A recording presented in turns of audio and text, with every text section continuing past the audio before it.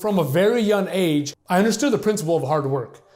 I understood that if I wanted something in my life, that I could go out and get it, that I had to go out and earn it. I had to go out and work for it. But as we all know, the principle of hard work doesn't mean success. We all know people who work hard but are miserable. We all know people who work hard but still are living with no direction and no purpose in their life. And so I knew that there was something that I was missing in my life. Sitting in that cubicle, depressed and miserable, I was working hard, but I was not successful. And so I knew that I was missing something. I knew that there was something more to life. I knew there was other success principles that I didn't yet understand that I was missing, that I had to discover and that I had to implement into my life in order to get to where I wanted to go, to become who I wanted to become, to offer to the world the gifts and skills and talents that I believe I possessed, but I just didn't know how to express them. I didn't know how to dig them out of myself yet.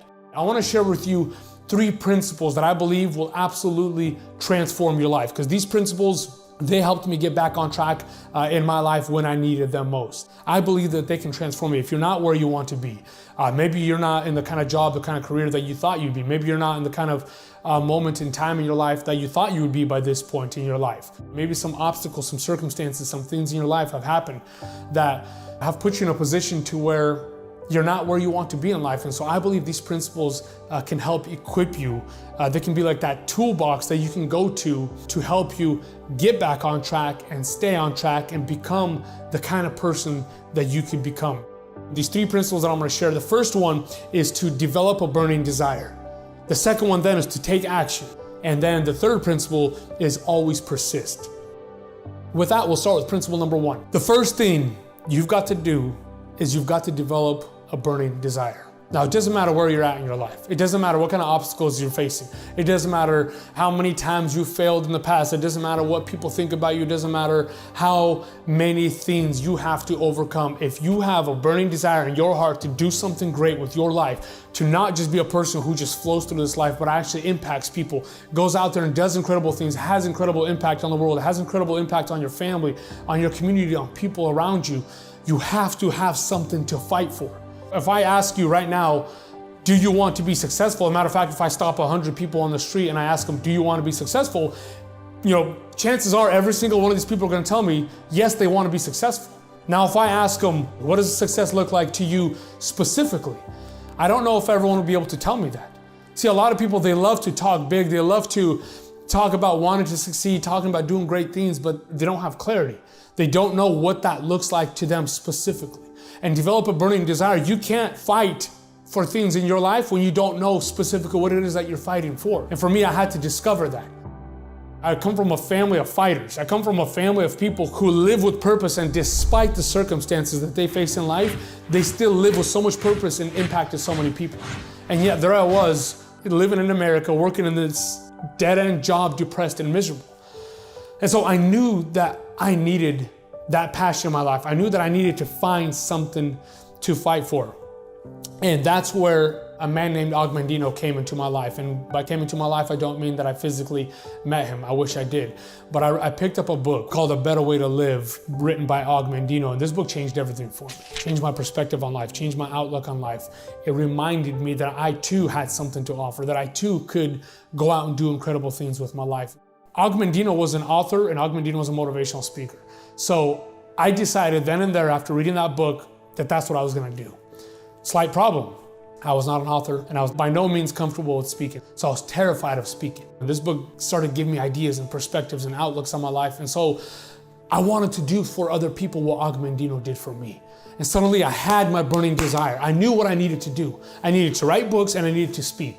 That's the power of a burning desire. You're not going to know sometimes how you're going to achieve your goal.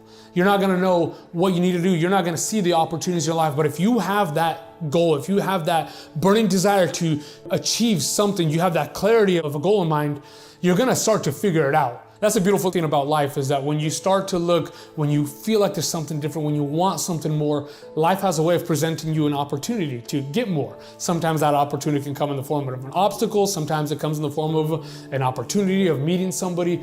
And for me, that came in the form of a book. Principle number 2. Now you've got to take action. Once you've developed a burning desire, you've got to do something with it, right? You've got to do something about it, and you got to take action. Maybe you've just been afraid. Maybe you just haven't felt qualified to do it. Maybe you've been spending too much time looking around at what other people have, the opportunities, the gifts, the skills, the talents, the abilities that everyone else around you has.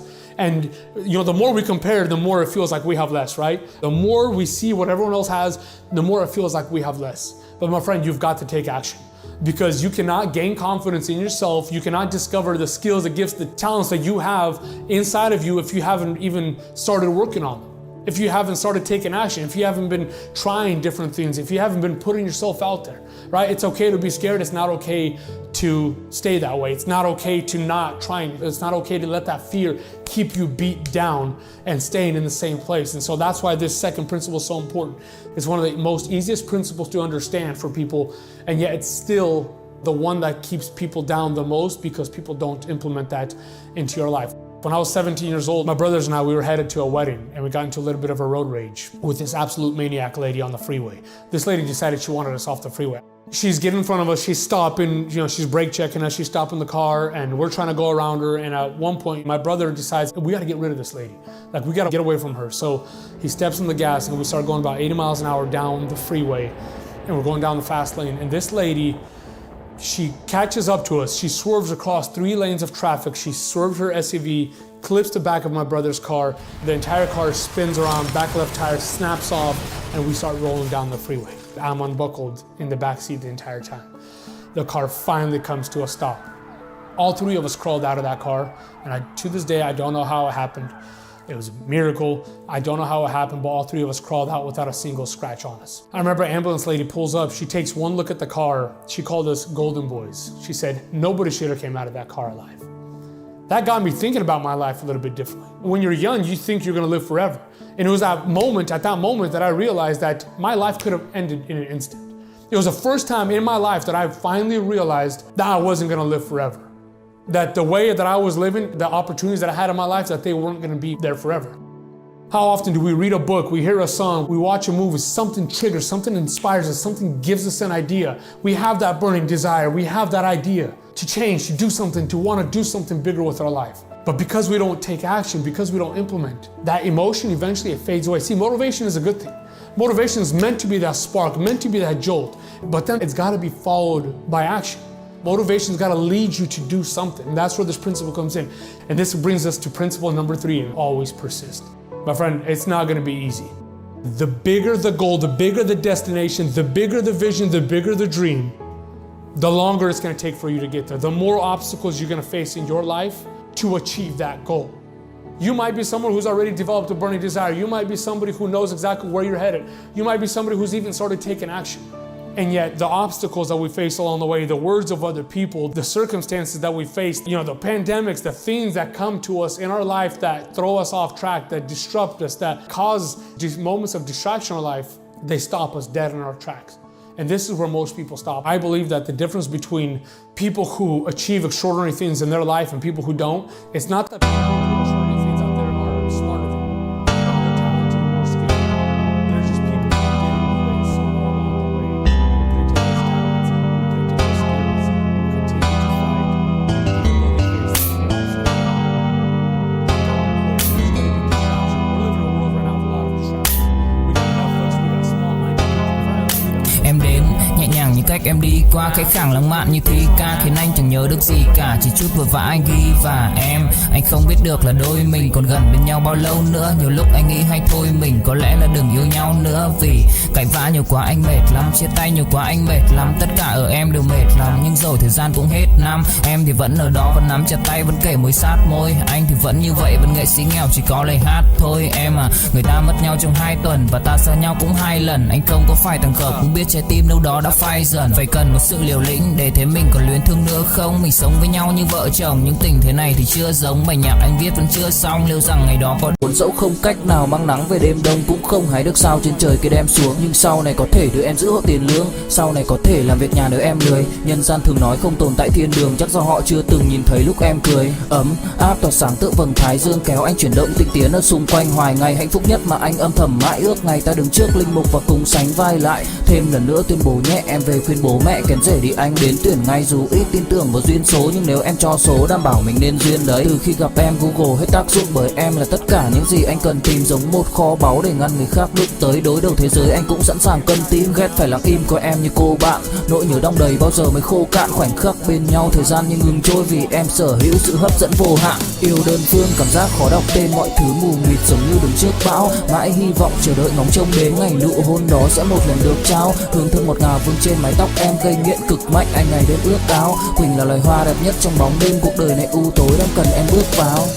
Đưa cho anh cái bản đồ vì anh sắp lạc bên trong đôi mắt kia. Hãy đưa cho anh cuốn từ điển vì cảm xúc này anh không thể cắt nghĩa. Chuẩn bị đưa anh khi say anh thường hãy nhắc về em, mong khỏa lấp những u tối. Khoảnh khắc về đêm nghe lại bài ca ngày xưa cũ, ta hát về nhau nhớ những giấc mơ ta từng ước. To tát về sau và đó là khi mà anh dần lụy là không làm chủ chính mình. Thấy không gian trở nên tồi tệ, mọi thứ bao phủ chính mình. Em đâu còn như điều anh mơ, anh cũng tự nhủ chính mình. Nhưng mà thôi em, nào ai giỏi mà đủ tính tình, chẳng thể vươn tới được cảnh cao dù anh có nhã ý trèo. Trong cơn say mọi thứ cuồng quay anh trở thành gã chí phèo. Yêu chân thành là không thay lòng dù em có như thị nở. Ý anh là em như cô tấm nhìn em như thị nở. Đêm vắng nàng ngón tay xám vàng vì đốt cả bao thuốc lá. Căn phòng chung khi xưa nồng ấm bây giờ sao buốt giá. Một thói xấu mà anh đã quen khi em không ở bên lâu. Anh thường ngồi trong một góc tối nhậu suốt cả đêm thâu. Em mang con tim anh đi đâu, khiến anh mù quáng vẫn cố sáng mỗi khi đau. Em mang con tim anh đi đâu, điều gì choáng váng để xứng đáng ướt mi nhau. Em mang con tim anh đi đâu, khiến anh mù